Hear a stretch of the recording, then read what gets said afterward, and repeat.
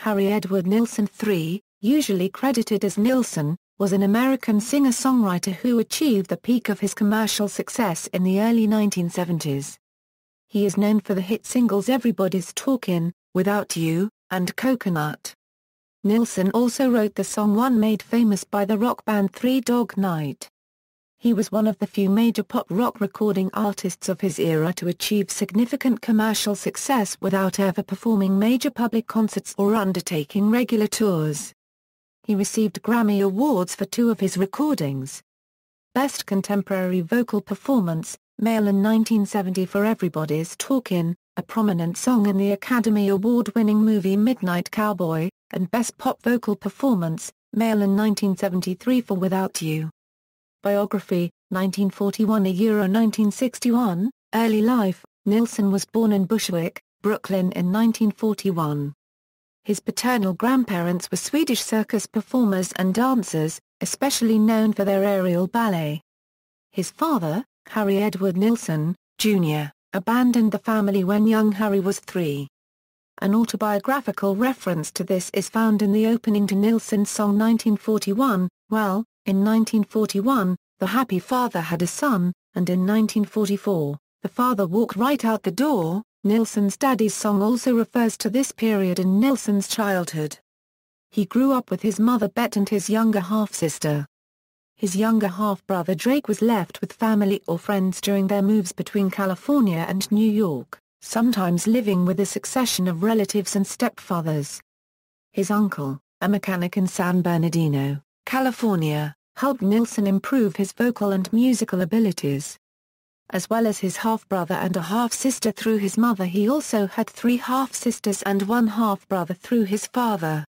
Because of the poor financial situation of his family, Nilsson worked from an early age, including a job at the Paramount Theater in Los Angeles. When the theater closed in 1960, he applied for a job at a bank, falsely claiming he was a high school graduate on his application. He had an aptitude for computers, which were beginning to be employed by banks at the time. He performed so well the bank retained him even after uncovering his deception regarding being a high school graduate. He worked on bank computers at night, and in the daytime pursued his songwriting and singing career. 1962 to 1966, Musicianship beginnings. By 1958, Nilsson was intrigued by emerging forms of popular music, especially rhythm and blues artists like Ray Charles. He had made early attempts at performing while he was working at the Paramount, forming a vocal duo with his friend Jerry Smith and singing close harmonies in the style of the Everly Brothers.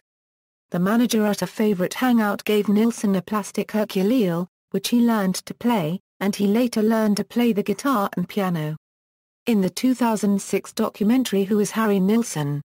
Nilsson recalled that when he could not remember lyrics or parts of the melodies to popular songs, he created his own, which led to writing original songs.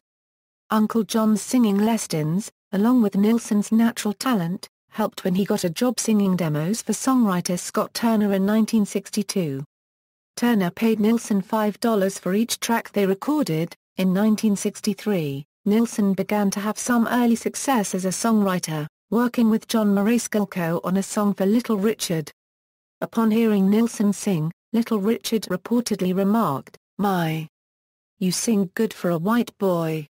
Marescalco also financed some independent singles by Nilsson. One, Ball Ball Black Sheep, was released under the pseudonym Bo Peep to some small local airplay. Another recording, Donna, I Understand, convinced Mercury Records to offer Nilsson a contract, and release recordings by him under the name Johnny Niles. In 1964, Nilsson worked with Phil Spector, writing 3 songs with him. He also established a relationship with songwriter and publisher Perry Botkin, Jr., who began to find a market for Nilsson's songs. Botkin also gave Nilsson a key to his office, providing another place to write after hours. Through his association with Botkin, Nilsson met and became friends with musician, composer and arranger George Tipton, who was at the time working for Botkin as a music copyist. During 1964, Tipton invested his life savings €2,500 to finance the recording of 4 Nilsson songs, which he arranged. they were able to sell the completed recordings to the Tower label, a recently established subsidiary of Capitol Records, and the tracks were subsequently included on Nilsson's debut album. The fruitful association between Nilsson and Tipton continued after Nilsson signed with RCA Records. Tipton went on to create the arrangements for nearly all of Nilsson's RCA recordings between 1967 and 1971, but their association ended in the 1970s when the two fell out for unknown reasons. Whatever the cause, it was evidently a source of lingering resentment for Tipton, who was one of the few significant collaborators who refused to participate in the 2010 documentary on Nilsson's life and career. Nilsson's recording contract was picked up by Tower Records, which in 1966 released the first singles actually credited to him by name, as well as the debut album Spotlight on Nilsson. None of Nilsson's Tower releases charted or gained much critical attention, although his songs were being recorded by Glenn Campbell, Frederick Astaire, the Shangri-Las, the Yardbirds, and others. Despite his growing success, Nilsson remained on the night shift at the bank. 1967 1968, signing with RCA Victor. Nilsson signed with RCA Victor in 1966 and released an album the following year, Pandemonium Shadow Show, which was a critical success. Music industry insiders were impressed both with the songwriting and with Nilsson's pure-toned, multi-octave vocals. One such insider was Beatles press officer Derek Taylor, who bought an entire box of copies of the album to share this new sound with others. With a major label release, and continued songwriting success, Nilsson finally felt secure enough in the music business to quit his job with the bank. Monkees member Mickey Dolenz maintained a close friendship until Nilsson's death in 1994. Some of the albums from Derek Taylor's box eventually ended up with the Beatles themselves, who quickly became Nilsson fans.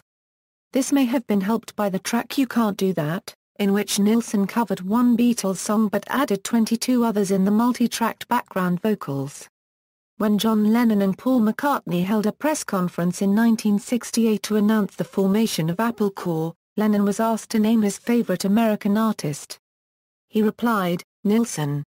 McCartney was then asked to name his favorite American group. He replied, Nilsson. Aided by the Beatles' praise, You Can't Do That became a minor hit in the US, and a top 10 hit in Canada. When RCA had asked if there was anything special he wanted as a signing premium, Nilsson asked for his own office at RCA, being used to working out of one. In the weeks after the Apple press conference, Nilsson's office phone began ringing constantly, with offers and requests for interviews and inquiries about his performing schedule. Nilsson usually answered the calls himself, surprising the callers, and answered questions candidly. Nilsson acquired a manager, who steered him into a handful of TV guest appearances, and a brief run of stage performances in Europe set up by RCA. He disliked the experiences he had, though, and decided to stick to the recording studio. He later admitted this was a huge mistake on his part. Once Lennon called and praised Pandemonium Shadow Show, which he had listened to in a 36-hour marathon. McCartney called the following day, also expressing his admiration. Eventually a message came, inviting him to London to meet the Beatles, watch them at work, and possibly sign with Apple Corps. Pandemonium Shadow Show was followed in 1968 by Aerial Ballet, an album that included Nilsson's rendition of Fred Neil's song Everybody's Talkin'. A minor US hit at the time of release, the song would become extremely popular a year later when it was featured in the film Midnight Cowboy, and it would earn Nilsson his first Grammy Award.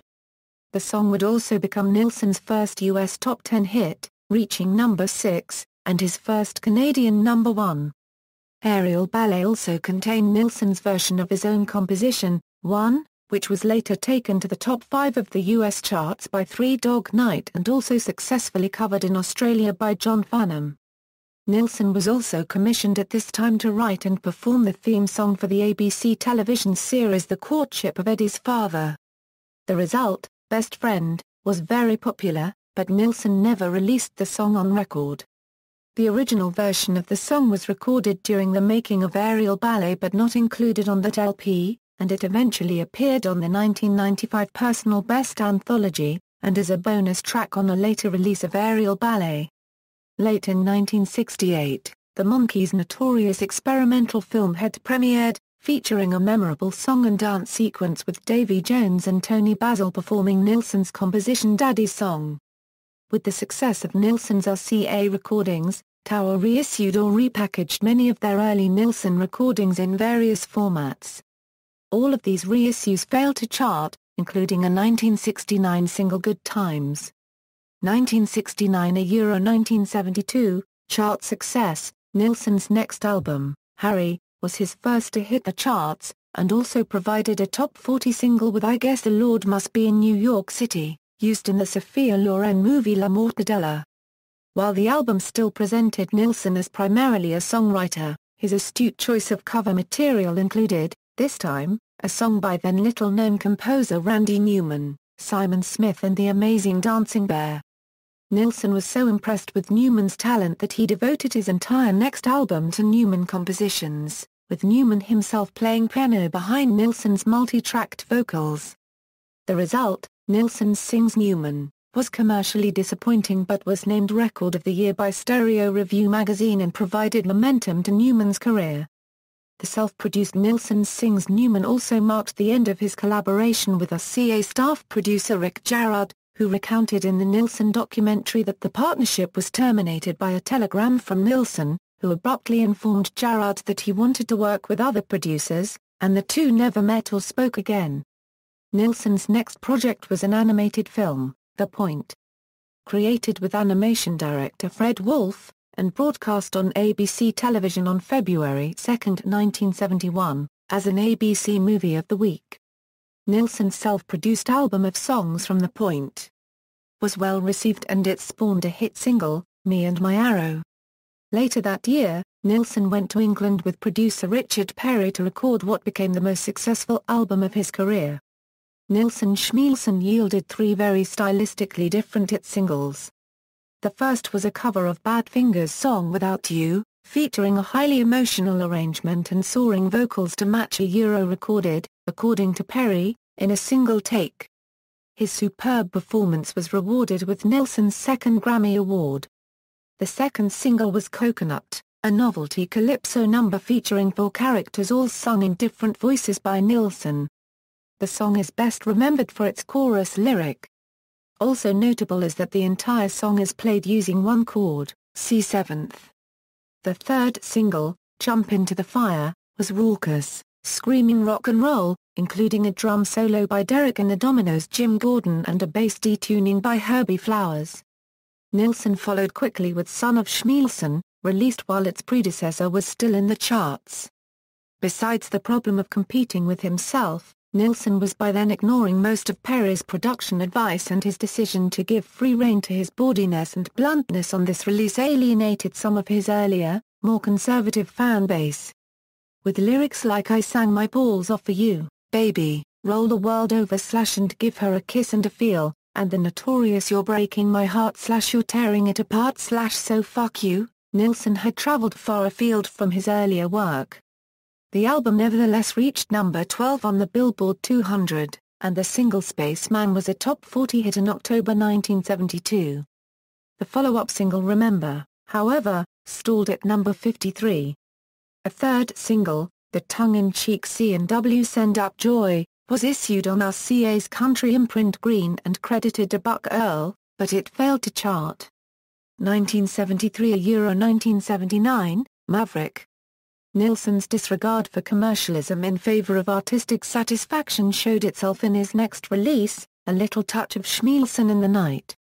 Performing a selection of pop standards by the likes of Berlin, Kalmah and Ruby, Nilsson sang in front of an orchestra arranged and conducted by veteran Gordon Jenkins in sessions produced by Derek Taylor.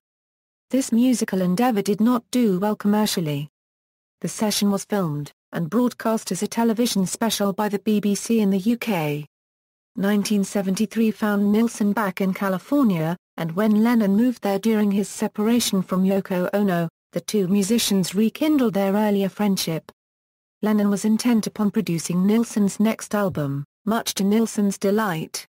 However, their time together in California became known much more for heavy drinking than it did for musical collaboration.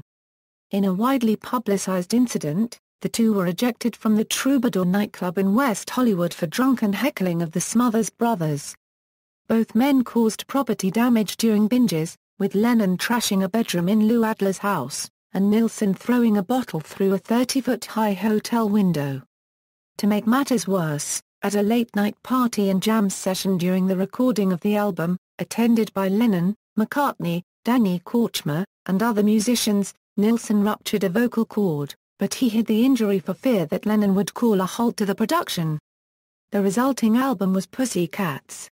In an effort to clean up, Lennon, Nilsson and Ringo Starr first rented a house together, then Lennon and Nilsson left for New York. After the relative failure of his latest two albums, RCA Records considered dropping Nilsson's contract. In a show of friendship, Lennon accompanied Nilsson to negotiations, and both intimated to RCA that Lennon and Starr might want to sign with them, once their Apple Records contracts with EMI expired in 1975, but would not be interested if Nilsson were no longer with the label. RCA took the hint and re-signed Nilsson, but neither Lennon nor Starr signed with RCA. Nilsson's voice had mostly recovered by his next release, Duet on Monterey, but neither it nor its follow-ups, Sandman and That's the Way It Is, met with chart success. Finally, Nilsson recorded what he later considered to be his favorite album, Nilsson. With his voice strong again, and his songs exploring musical territory reminiscent of Harry or The Point. Nilsson anticipated Nilsson to be a comeback album. RCA seemed to agree, and promised Nilsson a substantial marketing campaign for the album. However, the death of Elvis Presley caused RCA to ignore everything except meeting demand for Presley's back catalogue, and the promised marketing push never happened. This, combined with RCA releasing a Nilsson Greatest Hits collection without consulting him, prompted Nilsson to leave the label. Nilsson's 1970s London flat, at flat number 12, 9 Curzon Street on the edge of Mayfair, was a two-bedroom apartment decorated by the design company that Starr and Robin Cruikshank, an interior designer with whom Starr had formed a company, Aroa Ringo or Robin owned at that time. Nilsson cumulatively spent several years at the flat, which was located near Apple Records, the Playboy Club, Tramp and the homes of friends and business associates. Nilsson's work and interests took him to the US for extended periods, and while he was away he lent his place to numerous musician friends. During one of his absences, former The Mamas and the Papas singer Cass Elliot and a few members of her tour group stayed at the flat while she performed solo at the London Palladium, headlining with her Torch songs and Don't Call Me Mama Anymore. Following a strenuous performance with encores, Elliot returned to the flat to relax and sleep and was discovered in one of the bedrooms, dead of heart failure at 32, on July 29, 1974. On September 7, 1978, The Who's drummer Keith Moon returned to the same room in the flat after a night out, and died at 32 from an overdose of clemethazole, a prescribed anti-alcohol drug. Nilsson, distraught over another friend's death in his flat, and having little need for the property, sold it to Moon's bandmate Pete Townshend and consolidated his life in Los Angeles, 1980–1992. Winding down, Nilsson's musical work after leaving RCA Victor was sporadic. He wrote a musical, Zapata, with Perry Botkin, Jr., libretto by Alan Katz, which was produced and directed by longtime friend Bert Convey. The show was mounted at the Goodspeed Opera House in East Haddam, Connecticut, but never had another production. He wrote all the songs for Robert Altman's movie musical Popeye, the score of which met with unfavorable reviews. Nilsson's Popeye compositions included several songs that were representative of Nilsson's acclaimed point era, such as Everything Is Food, and Sweet Haven. The song He Needs Me featured years later in the film Punch Drunk Love. Nilsson recorded one more album, Flash Harry, co-produced by Bruce Robb and Steve Cropper, which was released in the UK but not in the US. From this point onward, Nilsson increasingly began referring to himself as a retired musician. Nilsson was profoundly affected by the death of John Lennon on December 8, 1980. He joined the Coalition to Stop Gun Violence and overcame his preference for privacy to make appearances for gun control fundraising. He began to appear at Beatles conventions and he would get on stage with the Beatles house band Liverpool to either sing some of his own songs or give peace a chance. After a long hiatus from the studio, Nilsson started recording sporadically once again in the mid to late 1980s. Most of these recordings were commissioned songs for movies or television shows. One notable exception was his work on a Yoko Ono Lennon tribute album, Every Man Has a Woman. Another was a cover of Zip-a-Dee-Doo-Dah recorded for Hal Wilner's 1988 tribute album Stay Awake, various interpretations of music from vintage Disney films.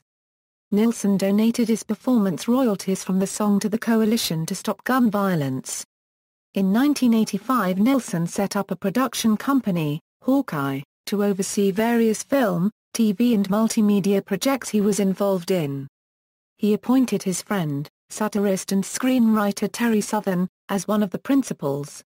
They collaborated on a number of screenplays including A Bits and The Telephone, a comedy about an unhinged unemployed actor. The Telephone was virtually the only Hawkeye project that made it to the screen. It had been written with Robin Williams in mind but he turned it down. Comedian actress Whoopi Goldberg then signed on, with Southern's friend Rip Torn directing, but the project was troubled. Torn battled with Goldberg, who interfered in the production and constantly digressed from the script during shooting, and Torn was forced to plead with her to perform takes that stuck to the screenplay.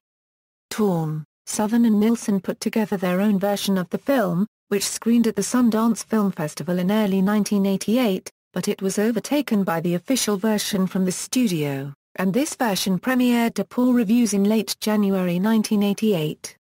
The project reportedly had some later success when adapted as a theatre piece in Germany.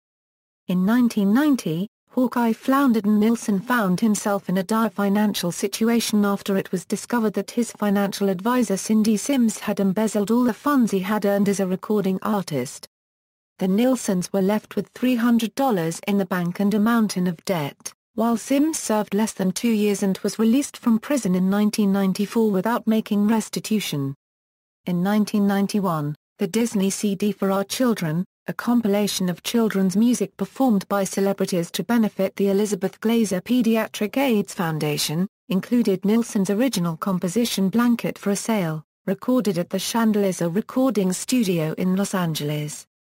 Nilsson made his last concert appearance September 1, 1992, when he joined Ringo Starr and his all-star band on stage at Caesars Palace in Las Vegas, Nevada to sing Without You with Todd Rundgren handling the high notes. Afterwards, an emotional Starr embraced Nilsson on stage. 1993–1994, heart attack and death. Nilsson suffered a heart attack on February 14, 1993. After surviving that, he began pressing his old label, RCA, to release a box set retrospective of his career, and resumed recording, attempting to complete one final album. He finished the vocal tracks for the album with producer Mark Hudson, who has the tapes of that session. Nilsson died of heart failure on January 15, 1994 in his Agoura Hills, California home. In 1995, the 2-CD anthology he worked on with RCA, Personal Best, was released. Personal life. Nilsson married Sandra McTaggart on October 24, 1964. They divorced in 1966. Nilsson married Diane Clatworthy on December 31, 1969. They had one son, Zach Nilsson. Nilsson and Clatworthy divorced in 1974. Nilsson married Una O'Keeffe on August 12, 1976 to whom he was married until his death on January 15, 1994. They had 6 children, Olivia, Ben, Oscar, Annie, Bo and Keith Nilsson, as one grandson, Caleb. Legacy. Nilsson is the subject of a 2006 documentary, Who is Harry Nilsson? Produced by David Leaf and John Infeld.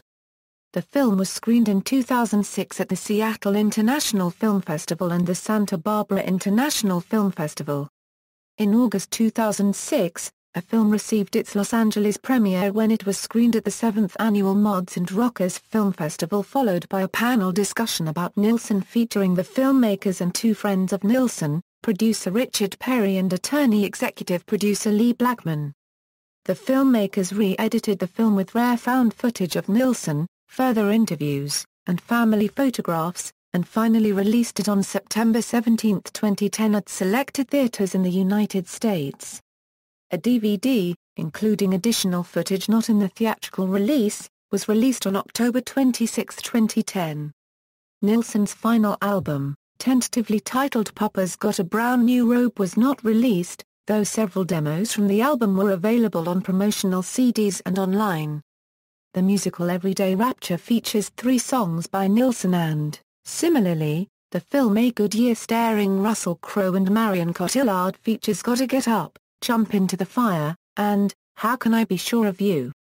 On July 30, 2013, Sony released a definitive box set of his RCA-era albums, the RCA Albums Collection.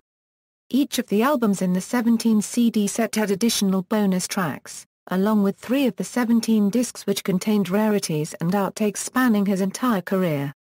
Additionally, several weeks later on August 13, Flash Harry was finally issued on CD, also featuring additional material. Completing the 2 CD releases, the first book written about Nilsson was published covering his life story.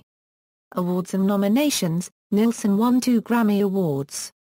He received several more Grammy nominations for the album Nilsson Schmielsen. The New York Post rated Nilsson's cover of Fred Neil's Everybody's Talking number 51 on their list of the 100 best cover songs of all time. Discography. Studio albums: Spotlight on Nilsson, Pandemonium Shadow Show, Aerial Ballet, Skidoo, Harry, Nilsson Sings Newman, The Point.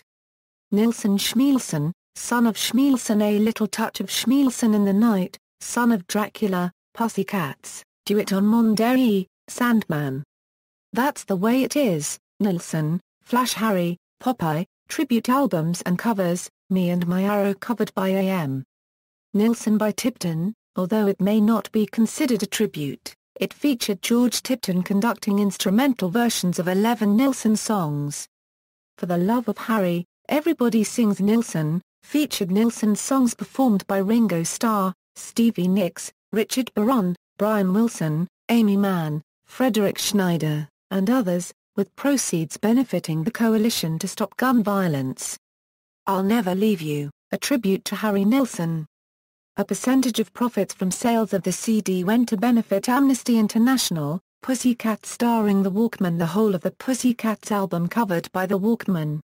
Songs from The Point, featuring songs performed by Andrew Bird, Nada Surf, and more. Jump Into the Fire covered by LCD Soundsystem. Billy J. Kramer recorded the song 1941 and 1968 before Nilsson was well known. Without Her has been covered by Glenn Campbell, Blood, Sweat and Tears, Herb Alpert and the Tijuana Brass, Astrid Gilberto, and George Benson. This Is the Town, a tribute to Nilsson, Volume 1, features 20 Nilsson songs performed by various indie artists. Filmography. Note: this section is for songs Nilsson recorded specifically for film and television projects, as well as his few acting roles. Later use of Nilsson recordings are listed in the next section. I Spy, in 1966 episode Sparrowhawk entitled Composition sung by Nilsson and background of a conversation scene. Skidoo songs written and performed, soundtrack music composer, actor, The Ghost and Mrs. Muir acted and sang He appeared in the episode The Music Maker, and his character name was Tim Siagite. He sang Without Her, and If Only I Could Touch Your Hand. The Courtship of Eddie's Father theme song written and performed, incidental music, Midnight Cowboy new version of Everybody's Talkin' performed, Jenny song Waiting written and performed, The Point.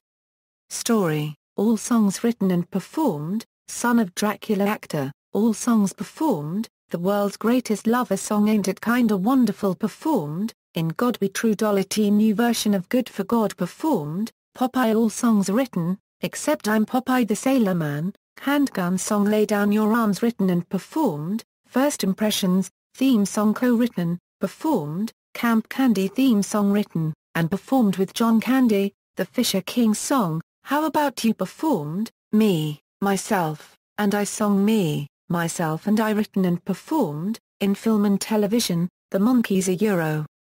Cuddly Toy, Head a Euro Daddy's song, The Ghost and Mrs. Muir 1969 a Euro Without Her, and fragments of other songs, Midnight Cowboy a Euro Everybody's Talkin', Dusty and Sweets McGee a Euro Don't Leave Me, La Mortadella a Euro I Guess the Lord Must Be in New York City, The Muppet Show a Euro Coconut, All That Jazz a Euro Perfect Day, Real Life a Euro Jump Into the Fire, Porridge a Euro Without You, Popeye a Euro Soundtrack a Euro All Songs, Ziggy's Gift a Euro Ziggy's Gift, Only Fools and Horses the Jolly Boys.